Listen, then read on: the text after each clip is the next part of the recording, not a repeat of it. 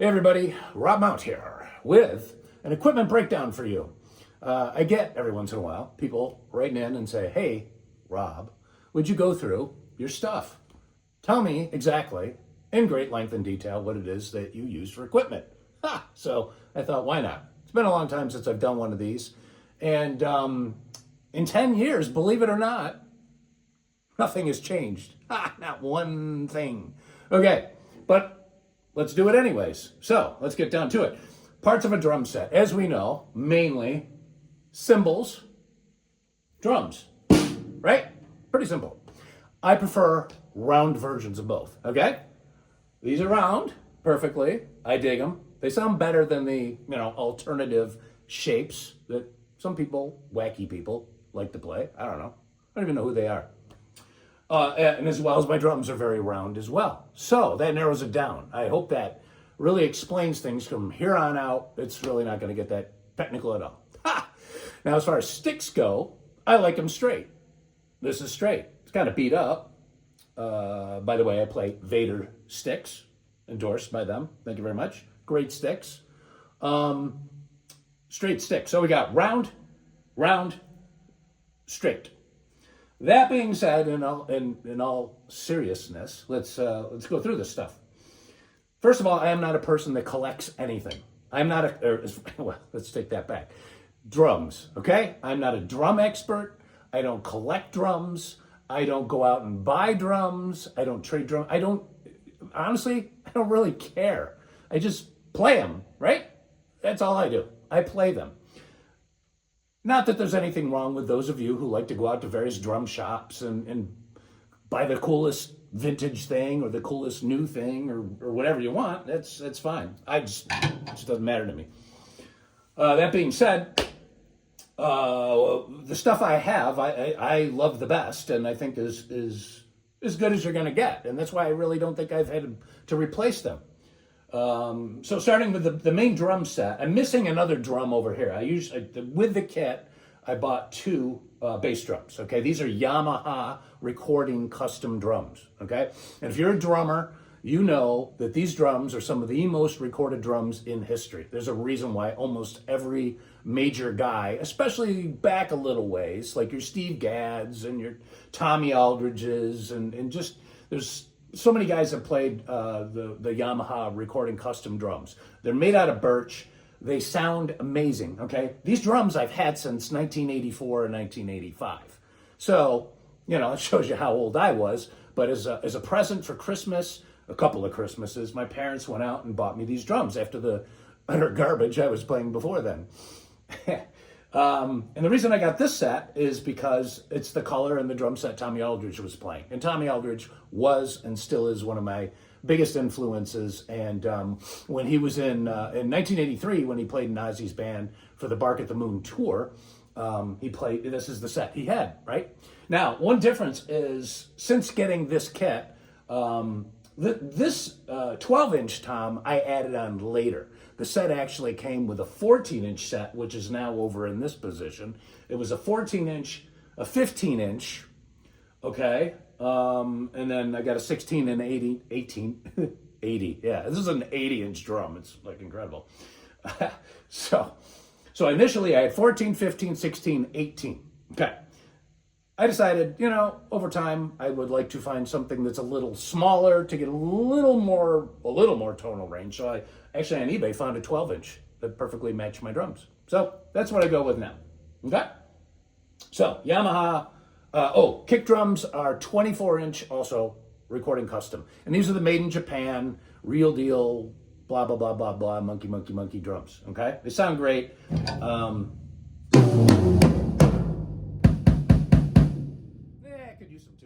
But who cares? Okay, so snare drum. Okay, I got a bunch of them. I only got two here right now. Over the last number of years, my main snare I've liked, because I'm a big John Bonham fan as well, is the Ludwig Superphonic. Okay, so standard 6.5 by 14-inch drum. It's just got that throaty sound, that bottomy kind of sound. Let's see if this one's in tune. Okay.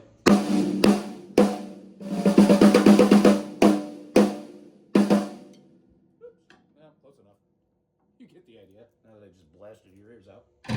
Okay, so that's that. One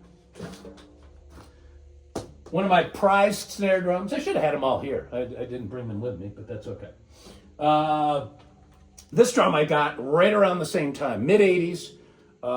This is a Tama Superstar Rosewood drum, very similar to the one Alex Van Halen used quite a bit in his career. This has die-cast rims, so this mother trucker really has a lot of crack to it. Okay, this drum alone has been responsible for much hearing loss in guys that I've played in bands with. Sorry about that. Sorry about that, guys. But anyways, yeah, this drum they reissued 10 years ago. This thing this will literally rip your head off. So I won't do it here. I'll spare you. Now I have one. It's really pretty. I should have brought it with me and I didn't. Same drum, around the same time, but it's like a candy apple red.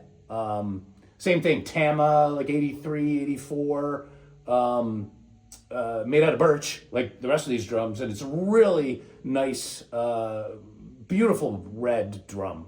I should have been smart enough to bring it, but I didn't. Okay. And I have others, but this one is the main one. I use the Superphonics, because I can go anywhere and play on backline when I was with Lou Gramm, or now with Nelson.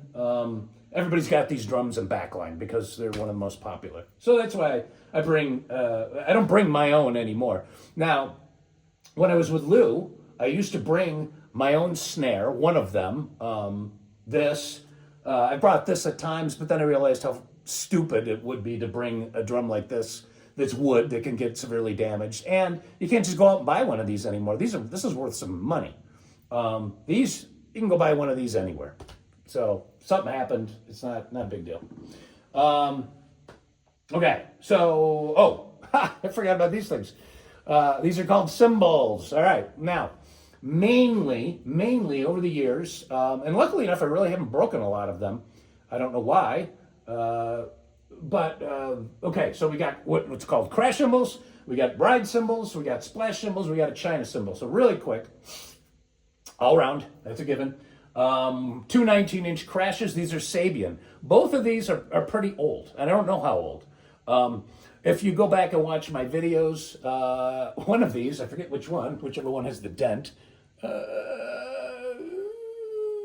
think this is it right there, maybe? No, is it this one? I don't know. One of these was taken out by Lou Gramm's jukebox. Okay, we were at a show. Any show we would drive to, we would bring Lou's jukebox from the 404 tour, and it would be set up behind my drum riser, and then for Jukebox Hero, it would inflate.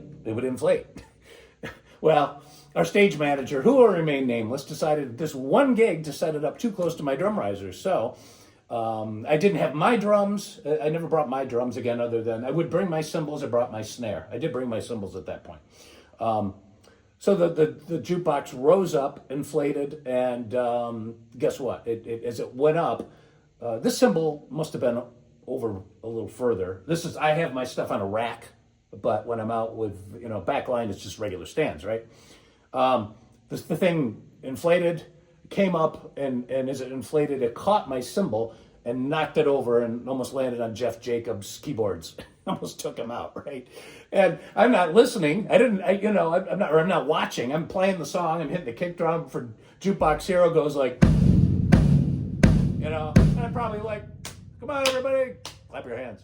So I'm not looking, and all of a sudden, I hear a crash through my in-ears. And I look over, and this thing's on the ground.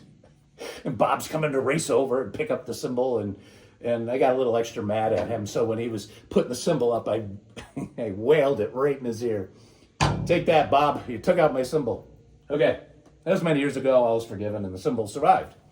Where was I? Oh, yeah. Okay. So, Sabian cymbals, 19 inches. These are Sabian rock hi-hats. I have two pairs of these. These are old. These are very old. And the cool thing about these is these used to have rivets in these little holes. You see the little holes, right? They used to have rivets. They're gone. because these cymbals literally probably 40 years old. Like, and I haven't broken them, which is amazing because I break things all the time. So, Sabian makes some great hi-hat cymbals, and I love the sound. Well, I'll just leave that there. Well, why not? If you can see this, I like to leave it up a little bit because when I play, I'm always doing this. If you see a video of me playing and I'm not hitting the hi-hat, I'm always doing that. I got that from Peter Criss of Kiss.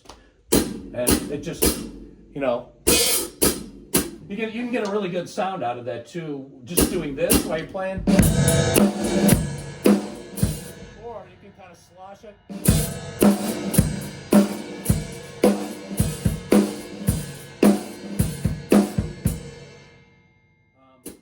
So yeah, anyways. I always have that going. A lot of guys leave both feet on the kick drum pedal and they just clamp this down. And okay, you can do what you want. I would rather not. I like doing that, you know. So, okay, that's that. We got a few little splashes. Sabian 8-inch, 10-inch, 8-inch. I don't even know. These are old too. This is a 6-inch Sabian.